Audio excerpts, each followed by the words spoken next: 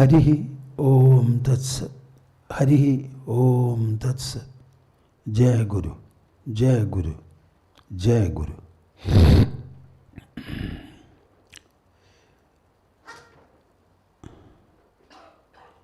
Last 10th was the Gurupoornima this year. As usual, we had the Gurupoornima observance, and following that, as we generally have a few days of retreat, this time also we have begun it. Yesterday was the first day. This Gurupoornima's observance, as also the retreat, has been an important part of our ashram, especially the dissemination program. More and more people come to know of this sacredness of the day, its relevance and application even in the life of people today. And maybe more people gather for the occasion as well as for the retreat sessions. I would like you to think about what is this Guru, Guru, Guru, Guru. Guru means teacher. Without the teacher, none in this world has been able to learn anything. A newborn child, if left to itself, giving no opportunity to see or hear anybody do anything whatsoever, then the child would not be able to even walk perhaps and speak. During Akbar's time, this was experimented also. So, everything is learned from another.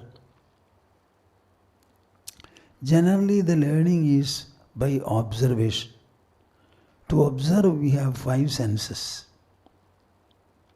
We see, we hear, we smell, we taste, and we touch. Knowledge is of 2 kinds. One is the knowledge about whatever the senses perceive all around. They are called the objects constituting the world. All the knowledge, gross as well as subtle, minute as well as majestic, relating to the objects is one kind of knowledge. There we have the advantage of seeing the object or hearing the object or feeling the object. Now, the world consists of not alone the objects. If you probe into the matter, you will find the objects are of very small proportion. If the objects are of a very small proportion, then what is the greater part of the whole expression and existence? It is not the object. If it is not the object, what is that? That is what you call the subject or subjective. I say, the human being is placed in between 2 hemispheres. One is the hemisphere around him, accessible to the senses in the body. Another is the one opposite that, but it is within the body, beyond the material and energial planes. The plane inside the body is infinitely greater than what the senses are able to perceive and deal with. Then the human being is asked, do you want to run after the external objects? Do it. Get knocked and hit. You will never attain your goal of satisfaction and fulfillment. If you can wisely turn inward, you will find all the satisfaction that you look for, you will have in abundant measure. Here is the test for your discrimination. The world outside is suddenly and easily visible. But The noumenal world inside the body is not visible. You have to approach it with your invisible mind and invisible intelligence. So the tools employed are invisible, and the subject to be dealt with is also invisible. So you don't have anything to see and copy. In external knowledge, all the scientific research, you can see somebody doing it and you can copy it. But here, copying is not easy at all. Ultimately, in spirituality, what is one doing? The Guru asks him. Initially, he may speak to him, explain to him matters, and then finally he says, sit, sit, still, still, still. Close your eyes.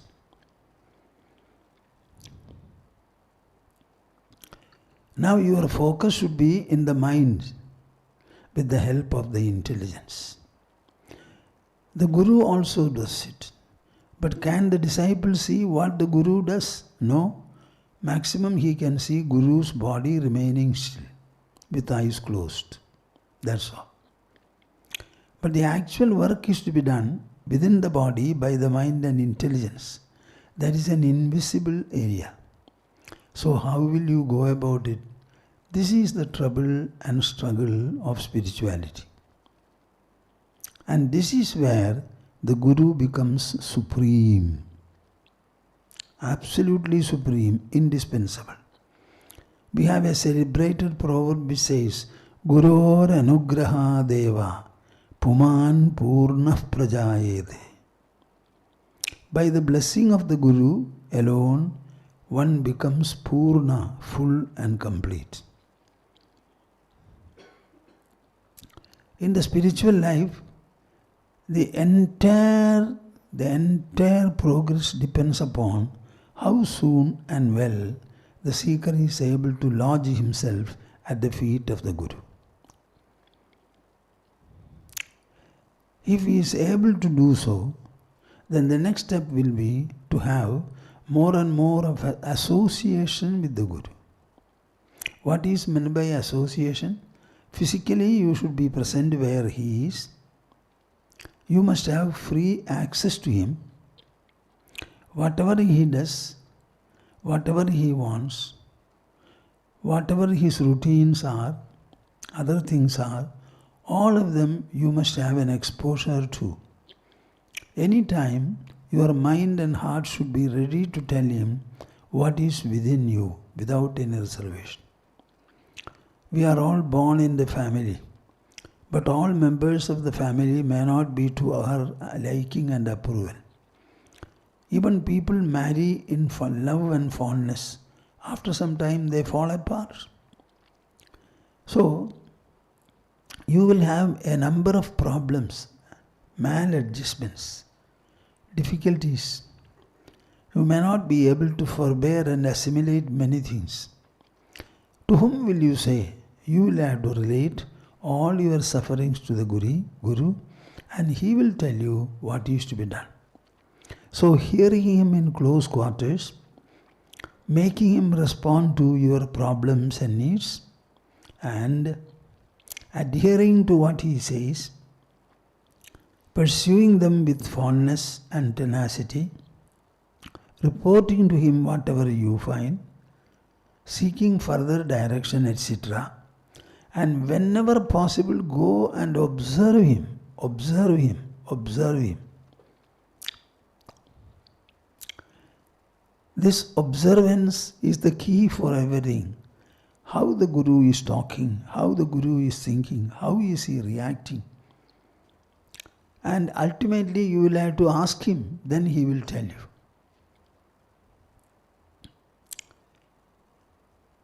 A Guru is only for communicating with you, whatever he knows and whatever you should know. There will be no curtain, there will be nothing inhibiting at all. This is something very important. In my case, ever since I happened to see my Gurudev, I had liked him. So my association with him was one of innocent fondness. That fondness very soon developed into intimacy. That fondness and intimacy governed all my relationship and interaction with him. So much so, I had no problem at all.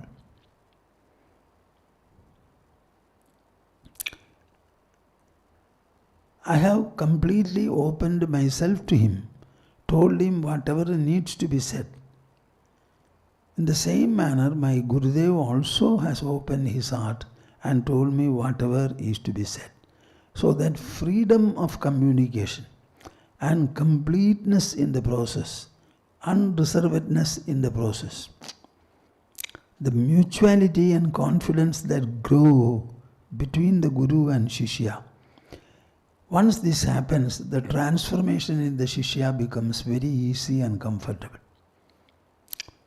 You hear him, absorb what he says. When you absorb his statements, the transformation begins to work. It is just like putting a spoonful of sugar into the tea and stirring it. The entire sugar will be dissolved. Similarly, the words the Guru says, the utterances he makes, they have to be heard and absorbed. When you absorb them, you will find they get dissolved into your system. Automatically the transformation, if it is one of correction, correction, refinement, refinement, expansion, expansion, sublimation, sublimation, adjustment, adjustment, sympathy, sacrifice, everything. You see, the whole process takes place by the principle of osmosis. This kind of an openness is generally very rare. Ultimately, what happens? The Guru shares all that he has with him, all that he has with his disciple. That sharing becomes an infusion, an instilling, as a result of which the Shishya starts growing as the Guru. Like the Guru, he grows, grows, grows, grows, and finally becomes the Guru himself. Swiyam samyam vidhatte bhavati nirupamaha tena va alauki gobi. The Guru transforms, transfuses into the disciple all that he has in his mind, intelligence, ego and heart. So there is a real filling of the inner personality. When this takes place, then the Shishya becomes like the Guru. That is how our parampara has continued until now. This is a very great distinction in human life and in human relationship, especially in the sphere of the Guru-Shishya bond. That is why they say, Guror anugraha deva puman purna prajayate. By the blessing, direction and infusion of the Guru alone, a seeker or a disciple will become full, complete and abundant in his heart, mind and ego. Hari Om Tats. Hari Om Tats. Hari Om Tats. Jai Guru, Jai Guru, Jai Guru.